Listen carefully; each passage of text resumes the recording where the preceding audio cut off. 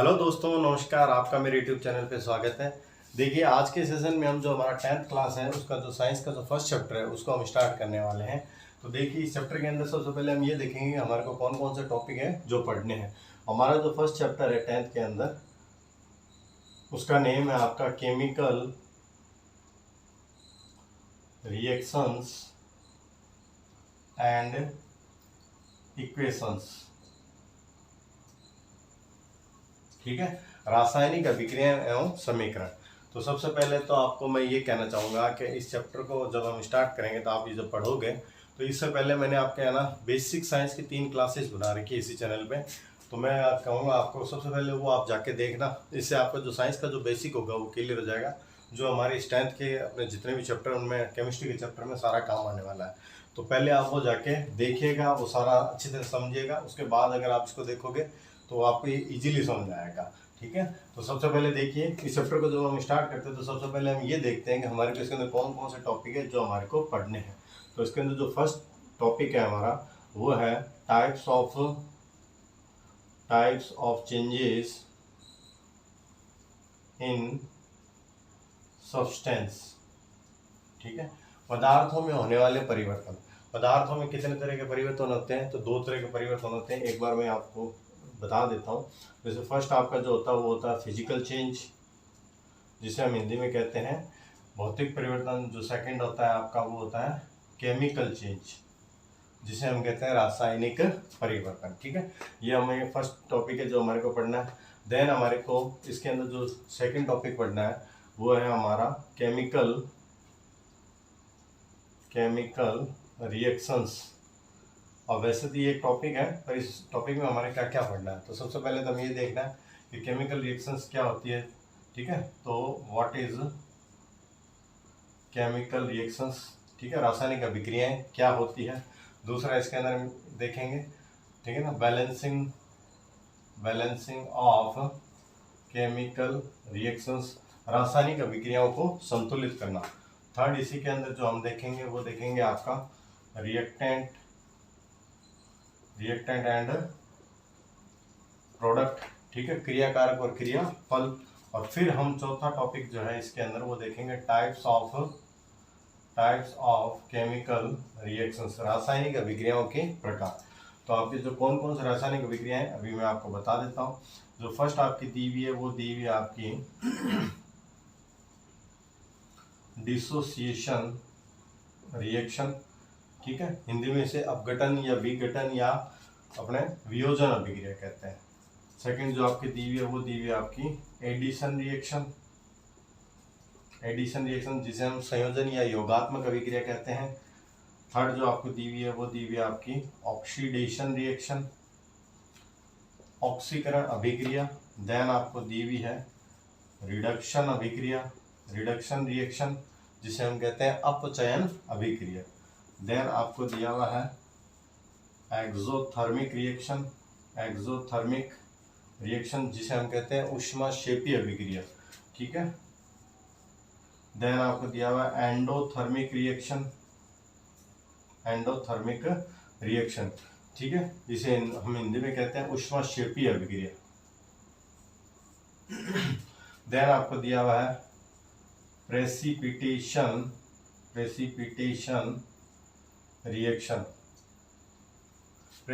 Reaction, अवक्षेपण अभिक्रिया।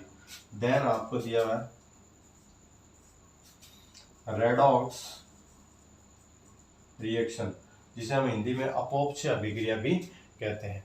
तो इतनी सारी आपके जो रिएक्शन है वो हमारे को पढ़नी है। 2 रिएक्शन और भी है, देखिए। देन आपकी डिस्प्लेसमेंट रिएक्शन, जिसे हम हिंदी में कहते हैं विस्थापन अभिक्रिया। और एक को दिया हुआ आपको डबल डिस्प्लेसमेंट रिएक्शन, जिसे हम हिंदी में कहते हैं द्विविस्थापन अभिक्रिया। तो ये इतनी सारी जो आपकी है रिएक्शंस वो आपके जो है टाइप्स ऑफ रिएक्शन में हमको पढ़नी है। देन इसी के अंदर जो अगला टॉपिक है वो आपका है इफेक्ट ऑफ ऑक्सीडेशन, ऑक्सीकरण के प्रभाव। इसके अंदर आपके 2 टॉपिक दिए हैं। फर्स्ट जो दिया है वो दिया आपका रेंसिडिटी,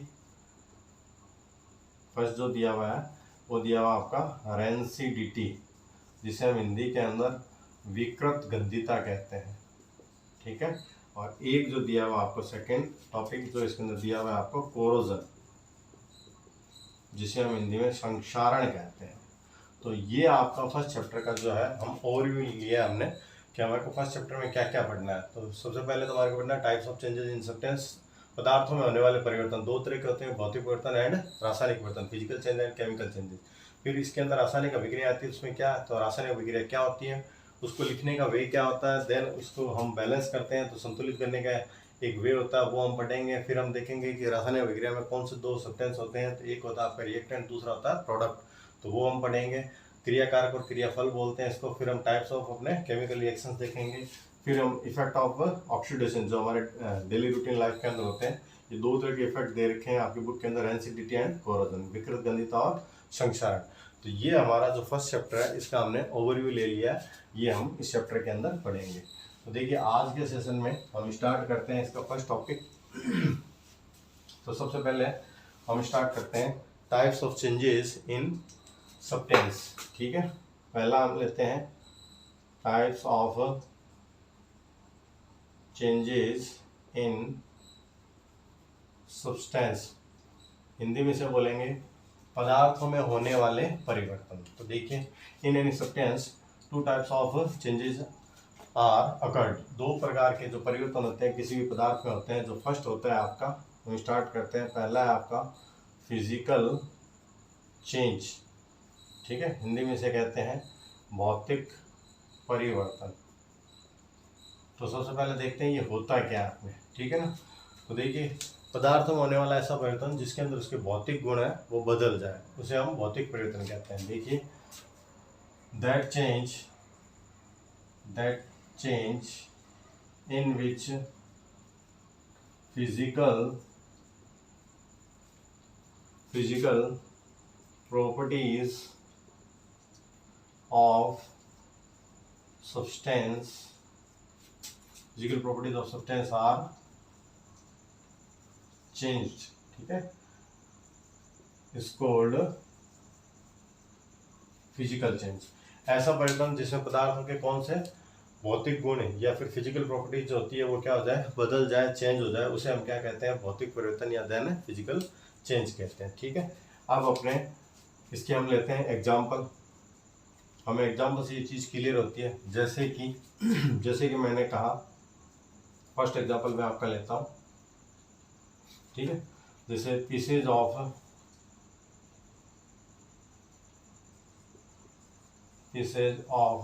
पेपर, ठीक है, किसी जो कोई पेपर है उसके अपने टुकड़े करना या कागज़ के टुकड़े होना, तो ये जो है अपने किस तरह का चेंजेस है, ये आपका फिजिकल चेंज है। देन सेकंड एग्जांपल हम लेते हैं पीसेज ऑफ मेटल, ठीक है, किसी भी धातु के टुकड़े होना या मेटल के अपने टुकड़े होना, ये भी किस तरह का चेंज है, आपका भौतिक चेंज या फिर भौतिक परिवर्तन है। जैसे जो वाटर है उसको अगर हीट दी जाए तो वो किस में चेंज होता है, आपका वेपर में चेंज होता है। तो वाटर चेंजेस इनटू वेपर, पानी का वाष्प में बदलना, ये भी किस तरह का चेंज है आपका, ये भी भौतिक परिवर्तन है। एक एग्जांपल वो ले लेता हूँ मैं, जैसे कि आइस जो है अगर उसको थोड़ी बहुत हीट दी जाए तो या फिर वो हीट अगर गेन कर ले तो किस में कन्वर्ट हो जाता है, वाटर में चेंज होता है। तो आइस चेंजेस इनटू वाटर, ठीक है। बर्फ का पानी के अंदर बदलना, ये भी किस तरह का चेंज होता है, ये भी आपका भौतिक परिवर्तन होता है। तो ये हमने कुछ एग्जाम्पल देखे। इसकी मेन पहचान कैसे होती है, आइडेंटिफिकेशन क्या होता है कि इसके अंदर जो न्यू सब्सटेंस होता है उसका फॉर्मेशन नहीं होता। जैसे पीसेज ऑफ वाटर करोगे या मेटल या पेपर करोगे, तो जो पेपर है वो अपने जो उसके पीस बनेंगे पेपर के, उसकी जो प्रॉपर्टीज होगी और जो पूरा कागज़ होगा या मेटल होगा उसकी जो प्रॉपर्टीज वो सेम रहती है, न्यू सब्सटेंस का फॉर्मेशन नहीं होता। ऐसे ही आपका वाटर जो वेपर में चेंज होता है तो वाटर का जो फॉर्मूला है वो भी क्या रहता है, H2O रहता है। वेपर का जो फॉर्मूला था गैसेस फॉर्म में आ गया, लेकिन फॉर्मूला अभी भी क्या रहेगा, H2O रहेगा। तो न्यू सब्सटेंस का फॉर्मेशन नहीं हुआ। तो इस तरह का जो चेंजेस होता है इसे हम क्या कहते हैं, आपका फिजिकल चेंज या फिर भौतिक परिवर्तन कहते हैं, ठीक है। देन इसकी हम कुछ प्रॉपर्टीज देख लेते हैं। Properties of physical change, properties of physical change. भौतिक परिवर्तन के गुण, ठीक है, भौतिक परिवर्तन के गुण। पहला गुण क्या है इसके अंदर, या पहले हमने प्रॉपर्टीज क्या है, तो only physical properties are changed, ठीक है। पहली प्रॉपर्टी क्या है कि केवल इसके अपने जो फिजिकल प्रॉपर्टीज होती है या जो भौतिक गुण होते हैं वही बदलते हैं। Second, new substance is not formed, ठीक है, नए पदार्थ का निर्माण नहीं होता है। थर्ड देखिए आप, दिस प्रोसेस इज या इट इज रिवर्सिबल प्रोसेस, ठीक है। ये कैसा प्रोसेस है, तो इट इज यह एक अपने रिवर्सिबल प्रोसेस है। रिवर्सिबल प्रोसेस को हम हिंदी के अंदर कहते हैं उत्क्रमणीय अभिक्रिया है या फिर प्रक्रम है, ठीक है। ये क्या होता है, इसका मीन्स ये है, जैसे अभी हमने कहा वाटर से हमने क्या बनाया, वेपर बनाया, ठीक है। तो वेपर को हम फिर से क्या कर सकते हैं, अगर अपने कंडेंस कर लें या फिर संघनन कर लें, तो ये वाटर वापस वेपर किस में चेंज हो जाएगा, आपका वाटर में चेंज हो जाएगा। तो रिएक्शन जो है वो आपकी क्या जा रही है, फॉरवर्ड जा रही है, लेकिन अगर आप देखोगे तो इसके अंदर वापस रिएक्शन क्या हो रही है, बैकवर्ड भी हो रही है। तो ऐसी अभिक्रिया जो आगे भी जाए वापस बैक आ जाए, तो ऐसी अभिक्रिया को हम क्या कहते हैं, रिवर्सिबल रिएक्शन या फिर उत्क्रमणीय अभिक्रिया कहते हैं। देन इसकी एक प्रॉपर्टी और है, तो देखिए, इट इज अनस्टेबल प्रोसेस, ठीक है। ये कैसा प्रोसेस होता है, तो यह अस्थायी प्रक्रम होता है, यह अस्थायी अभिक्रिया होती है, आप ये भी कह सकते हो, ठीक है। तो अनस्टेबल क्या बोला, कि वाटर जो वेपर में चेंज हुआ, वेपर वापस वाटर में चेंज हो गया, वाटर वापस किस में चेंज हो सकता है, आपका आइस में भी चेंज हो सकता है, सॉलिड फॉर्म में जा सकता है। इसी तरह आइस वापस किस में जा सकता है, आपका वाटर में जा सकता है। तो हम क्या देख रहे हैं कि आपकी जो रिएक्शन है वो फॉरवर्ड और बैकवर्ड दोनों अपने डायरेक्शन के अंदर मूव कर रही है।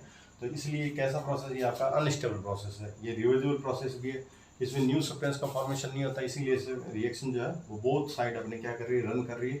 और इसके अंदर जो केवल अपने कौन सी प्रॉपर्टी चेंज होती है, तो आपकी केवल फिजिकल प्रॉपर्टी चेंज होती है। और फिजिकल प्रॉपर्टीज कौन सी होती है, तो वो भी देख लेते हैं। फिजिकल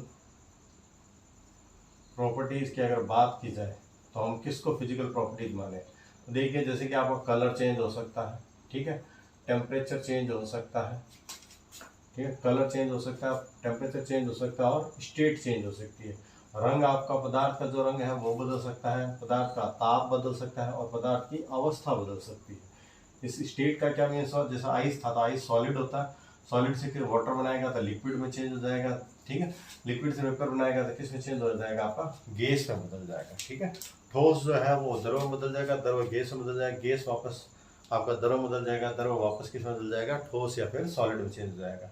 तो इस तरह से हमने क्या देखा, फिजिकल प्रॉपर्टीज आपकी कलर चेंज हो सकता है, टेम्परेचर चेंज हो सकता है, स्टेट आपकी चेंज हो सकती है। तो इस तरह से अगर कोई भी अपने पदार्थ के अंदर कोई भी चेंजेस होता है, तो इस तरह के चेंजेस को हम क्या कहते हैं, फिजिकल चेंज या फिर भौतिक परिवर्तन कहते हैं। तो ये पदार्थ में होने वाला फर्स्ट टाइप का परिवर्तन था। अब हम सेकेंड टाइप के परिवर्तन को स्टार्ट करते हैं, जो हमारा होता है रासायनिक परिवर्तन।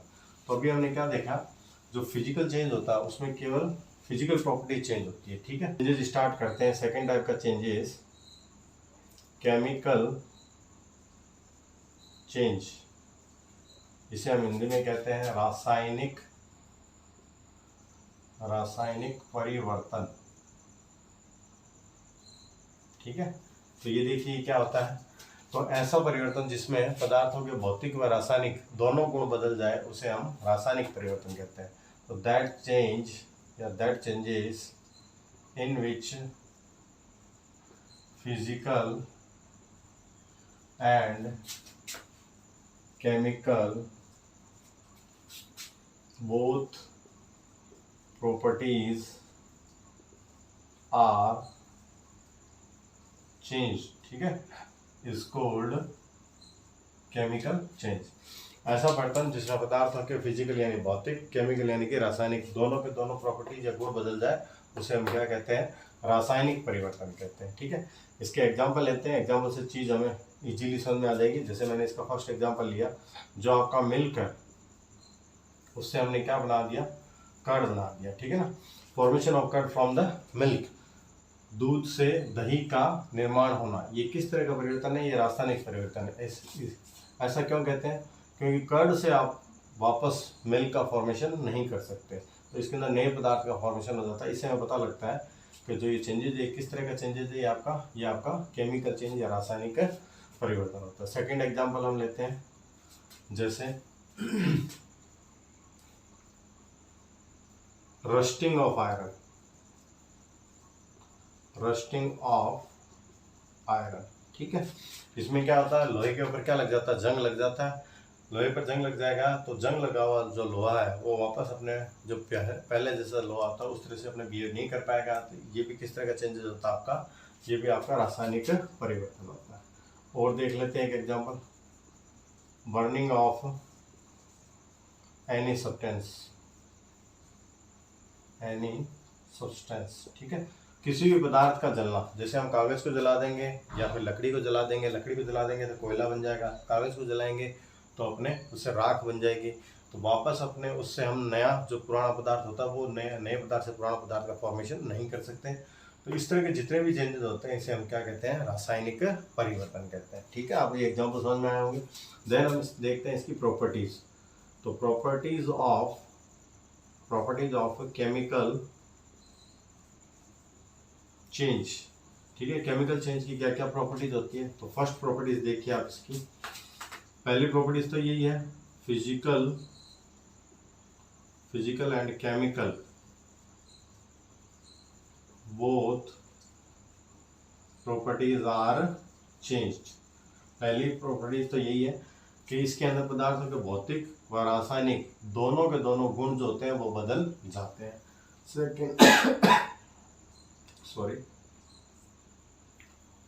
सेकंड देखिए, न्यू सब्सटेंस इज फॉर्म, इस तरह का जो चेंज होता है इसके अंदर क्या होता है, एक नए पदार्थ का निर्माण होता है। थर्ड देखिए, इट इज ए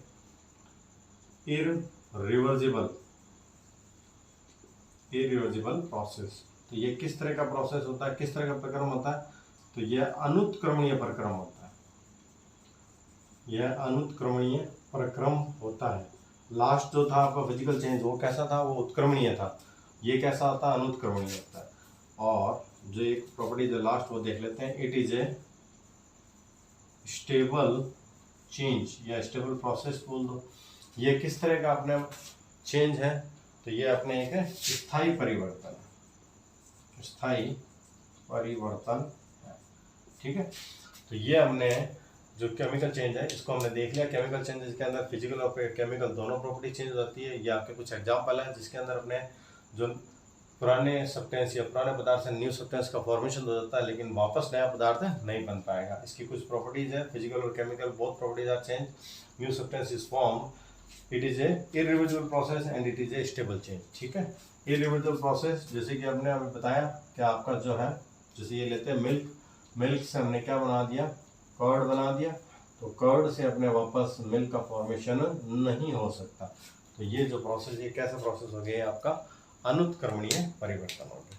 तो ये हमने देखे, कोई भी पदार्थ होते हैं उसमें दो तरीके के परिवर्तन होते हैं, तो हमने ये देखे दो तरह के परिवर्तन। फर्स्ट जो था आपका वो फिजिकल चेंज था, भौतिक परिवर्तन, और सेकंड जो था वो आपका क्या था, केमिकल चेंज या फिर रासायनिक परिवर्तन था, ठीक है।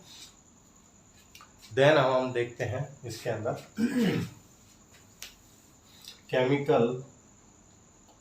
केमिकल इक्वेशन, रासायनिक समीकरण। देखिए ये क्या होता है,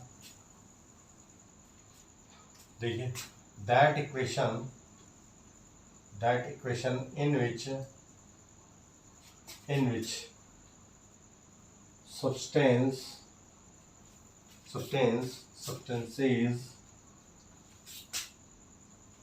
are written in symbolic form, ठीक है, is called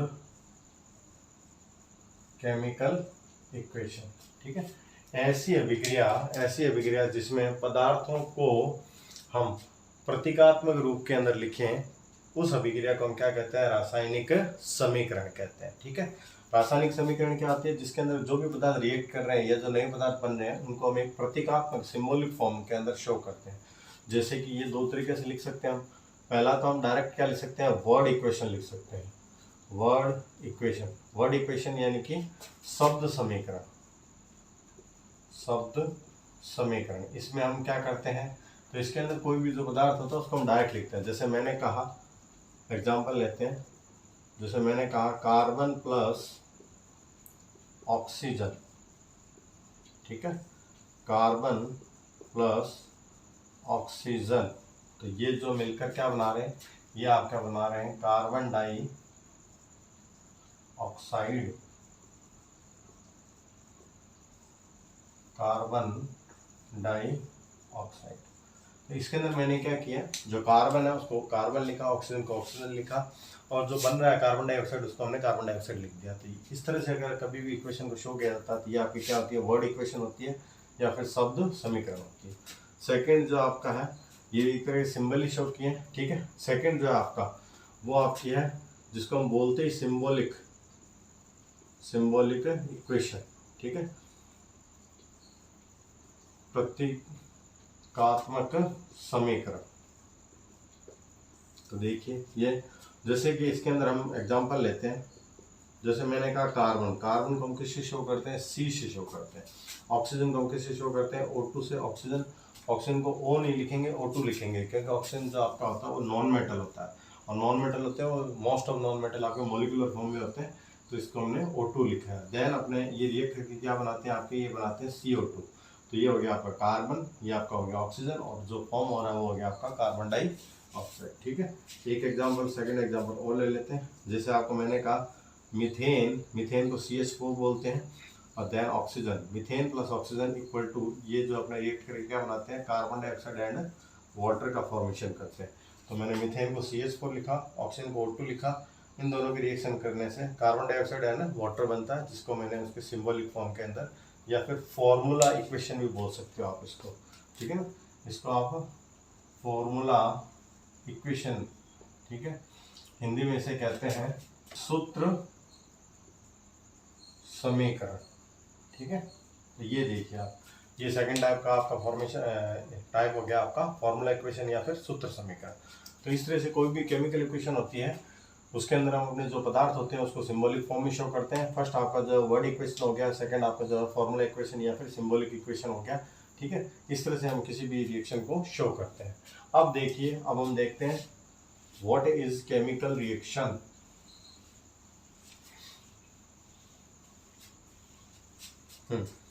नेक्स्ट हम देखते हैं केमिकल रिएक्शन।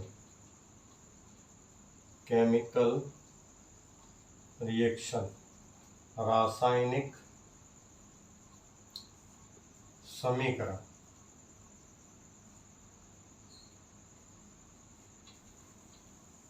रासायनिक अभिक्रिया।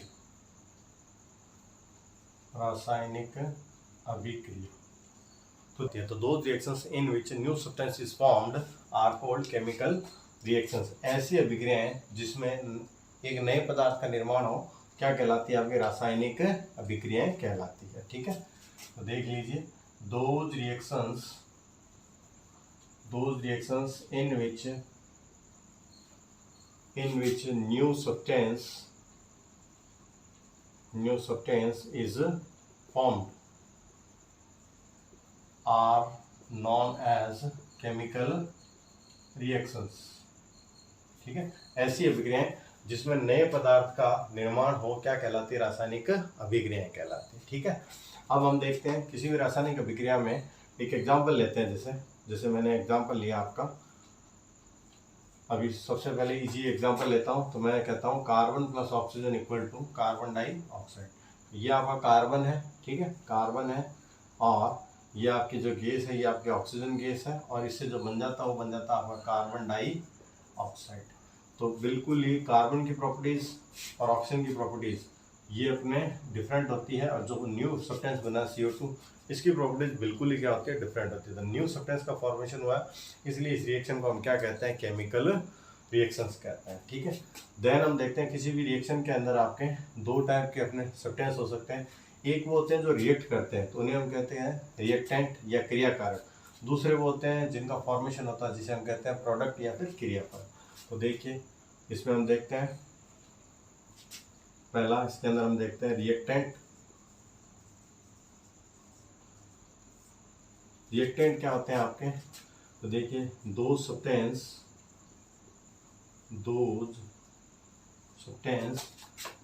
which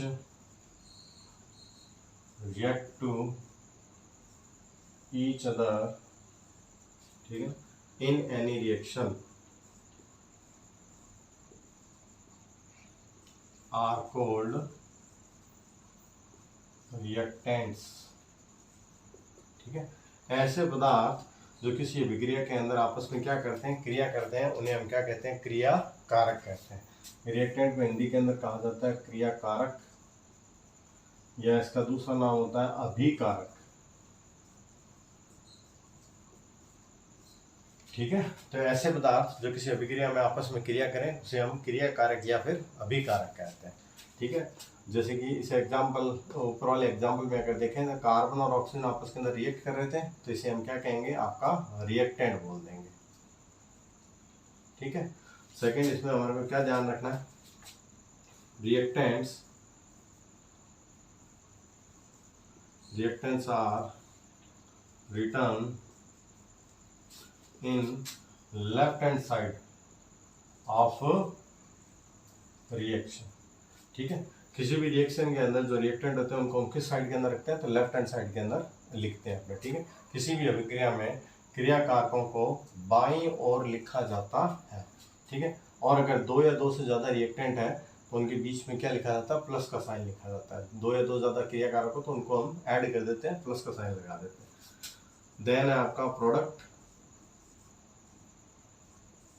प्रोडक्ट जिसे हम कहते हैं क्रियाफल,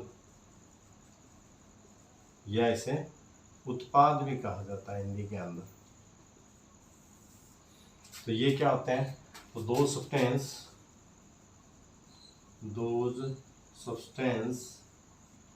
which are formed in any reaction। ऐसे पदार्थ जो किसी अभिक्रिया में बनते हैं उसे हम क्रियाकारक या क्रियाफल कहते हैं। दो substance which are formed in any reaction are called product। ठीक है, एग्जाम्पल जैसे देखा जाए तो अपने ये आपका जो ऊपर वाला रिएक्शन था, इसके अंदर ये जो अपने CO2 बन रहा था, ये इस रिएक्शन का क्या था, आपका प्रोडक्ट था। ठीक है, एक चीज इसमें भी ध्यान रखनी है, products are written in right hand side of any reaction. किसी भी अभिक्रिया के अंदर जो ये प्रोडक्ट या क्रियाफल जो होते हैं उन्हें हम राइट साइड शो करते हैं। ये जो रिएक्शन आपकी, इसके अंदर ये जो वाला पार्ट है वो लेफ्ट हैंड साइड का है, और ये वाला जो पार्ट है ये राइट हैंड साइड का है। तो किसी भी अभिक्रिया के अंदर जो क्रियाफल या क्रियाकारक होता है उन्हें हम राइट हैंड साइड या फिर दाईं ओर लिखते हैं।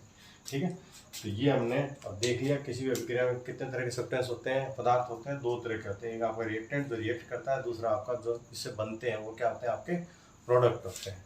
तो आज की क्लास में हम यहीं तक ही पढ़ेंगे। जो नेक्स्ट क्लास होगी उसके अंदर हम अपने जो ये रिएक्शंस होती है उनकी बैलेंसिंग स्टार्ट करेंगे और फिर आगे इसको रन करेंगे। ठीक है, तो उम्मीद करता हूँ आपको यहाँ तक समझ में आया होगा। अगर कोई प्रॉब्लम हो तो आप मुझे बताइएगा, वो हम सॉल्व आउट करेंगे। ठीक है, तो जब तक आप अच्छे से पढ़िए, मिलते हैं नेक्स्ट वीडियो में। Thank you.